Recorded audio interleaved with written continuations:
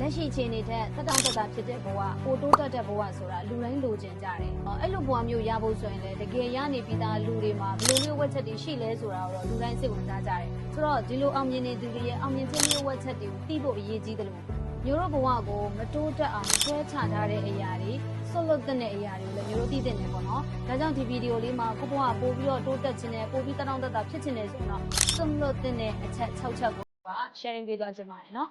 ်ပထမတစ်ချက်ကပါလဲဆိုတော့အစိတ်အကြောက်ဖြစ်စေတဲ့မိတ်ဆွေကလေးချင်းအပေါင်းအသင်းတွေကိုဆွညွှတ်တာ။နောက်ကိုယ့်ရဲ့ပတ်ဝန်းကျင်မှာကိုပေါင်းသင်းနေတဲ့သူတွေကကိုယ့်ကိုစိတ်ထဲကျစေမယ်၊အားငယ်စေမယ်၊စိတ်ဒုက္ခပေးမယ်၊ဒေါသထွက်စေမယ်။ပြီးတော့တနည်းနည်းနဲ့ကိုယ့်ကိုအမြဲတမ်းစိတ်ဒုက္ခပေးနေတဲ့သူ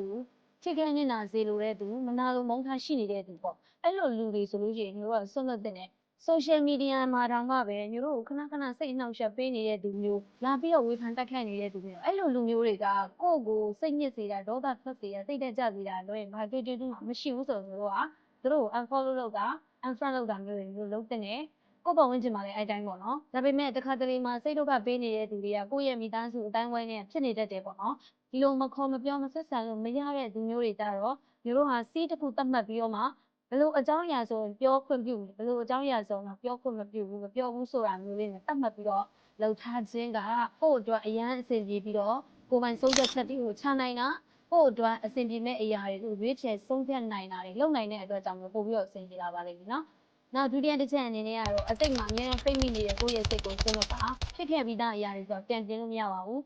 အတိတ်ဆိုတာမျိုးတို့နေရမယ့်နေရာမဟုတ်ပါဘူးသင်ရမယ့်အရာပဲဖြစ်ပါတယ်အတိတ်ကဖြစ်ခဲ့တဲ့မြအရာတွေသင်ခန်းစာယူပြီးတော့မှပိုကောင်းအောင်လည်းမျိုးလှုပ်ဆောင်အောင်ဖြစ်ပါတယ်နော်ဒါကြောင့်မလို့ဖြစ်ခဲ့ပြီးသားအရာတွေပေါ်မှာပိတ်မိနေတဲ့ကိုယ့်ရဲ့စိတ်ကိုလည်းပဲစွန့်လွတ်တတ်အောင်လေ့ကျင့်ရမှာပဲဖြစ်ပါတယ်နောက်နံပါတ်3တစ်ချက်အနေနဲ့ကတော့မလိုအပ်တဲ့အရာတွေပေါ်မှာလိုချင်တဲ့စိတ်ကိုလည်းစွန့်လွတ်တတ်ဖို့ဖြစ်ပါတယ်အဲ့တော့ဒီနေ့ခေတ်ကြီးကအားလုံးသိတဲ့အတိုင်းပဲလိုချင်စရာတွေအများပေါ်တယ်မျိုးတို့ကိုယ်တိုင်လည်းအဲ့တိုင်းပဲဟိုအစားတွေဝတ်လို့မကုန်ဘူးအသုံးဆောင်အလှကုန်တွေမျိုးတို့သုံးလို့မကုန်သေးဘူးဒါပေမဲ့ထပ်ပြီးတော့အစ်စ်တွေဝယ်နေတော့မယ်အဲ့လိုပဲမျိုးတို့လက်ထဲမှာရှိနေတဲ့ဖုန်းတွေကအစားသုံးလို့ရနေသေးတယ်ကောင်းနေသေးတယ်ဒါပေမဲ့ဘာဖြစ်လဲနှစ်တိုင်းမှာမျိုးတို့အစ်စ်တွေလိုချင်တယ်မလိုအပ်တဲ့ accessory တွေမျိုးတို့ဝယ်ခြင်းတယ်အဲ့လိုမျိုးမျိုးတို့ဘဝမှာမလိုအပ်ဘဲနဲ့လိုချင်တဲ့အရာတွေအရင်များမယ်မလိုအပ်တဲ့အရာတွေပေါ်မှာဒီလိုမျိုးငွေကြေးတွေကိုအလွန်အကျဉ်းသုံးဆွဲပြီးတော့ဖြုံးပြီးတာဒါမှမဟုတ်ရင်လည်းမရနိုင်တဲ့အရာတွေအပေါ်မှာပူဆွေးတော့ကရောက်နေတာတွေကမျိုးတို့ဘဝပို့ပြီးတော့တက်တောင့်တက်တာမရှိလာစေပါဘူးအလိုအပ်တဲ့အရာတွေပေါ်မှာအလွန်အကျွံလိုချင်မိတာတွေလည်းမျိုးစွန့်လွတ်တတ်အောင်သင်ဖို့လိုပါတယ်နော်နောက်နံပါတ်4တစ်ချက်အနေနဲ့ကတော့အမြဲတမ်းဟုတ်ကဲ့ဆိုပြီးတော့သူများတွေအတွက်အစဉ်ချင်းဖြစ်နေတဲ့အရာမျိုးလည်းစွန့်လွတ်တတ်ပါတယ်အဲ့တော့မျိုးတို့တွေအများစုက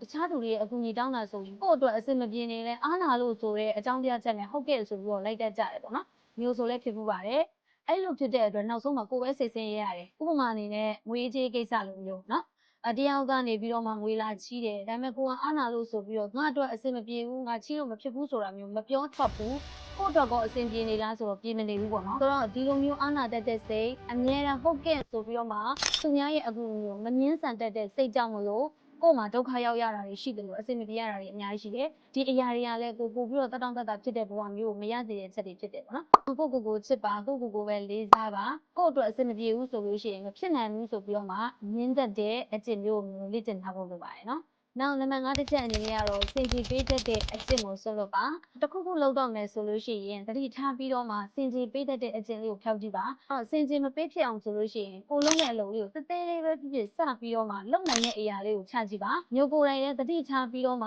စင်ကြယ်မပေးဘဲနဲ့ဖြစ်အောင်လုပ်လိုက်မယ်ဆိုရင်စိတ်ကလေးနဲ့လုပ်တဲ့အခါမှာစင်ကြယ်ပေးတတ်တဲ့အကျင့်လေးကတဖြည်းဖြည်းနဲ့ပျောက်သွားတယ်ပေါ့နော်ဒါဆိုရင်ဘဝကပို့ပြီးတော့ကောင်းလာပါလိမ့်မယ်နောက်တစ်ချက်အနေနဲ့ကတော့အမြင်ချင်းတဲ့စိတ်ကိုလည်းဆုံးဖြတ်တင်ပါတယ်အဲ့တော့ကိုမလုပ်ဘူးသေးတဲ့အရာဆိုလို့ရှိရင်မဖြစ်နိုင်ဘူးလို့ပြောမဲ့အစားငါမလုပ်ဘူးသေးဘူးဆိုတာမျိုးပြောင်းပြီးတော့ပြောကြည့်ပါမလုပ်ဘူးသေးတဲ့အရာကိုစမ်းပြီးတော့လုပ်ကြည့်ပါနေ့ခေတ်လိုမျိုးနည်းပညာခေတ် digital ခေတ်မှာဆိုလို့ရှိရင်မျိုးတို့မလုပ်နိုင်ဘူးလို့ကိုယ့်ကိုယ်ကန့်သက်ထားမယ်အမြင်ကျဉ်းနေမယ်ဆိုလို့ရှိရင်သူများထက်နောက်ကျခဲ့ပါလိမ့်မယ်ဒါကြောင့်မလို့ကိုယ့်ရဲ့အမြင်ကျဉ်းတဲ့စိတ်တွေကလည်းစွန့်လွတ်တဲ့အရာတွေဖြစ်ပါတယ်နော်ဆိုတော့မျိုးခုပြောသွားတဲ့အချက်6ချက်ကိုဒါဆွတ်လွတ်နိုင်တယ်ဆိုလို့ရှိရင်ကိုယ့်ဘဝအရင်ကထက်ပိုပြီးတော့တိုးတက်လာပါလိမ့်မယ်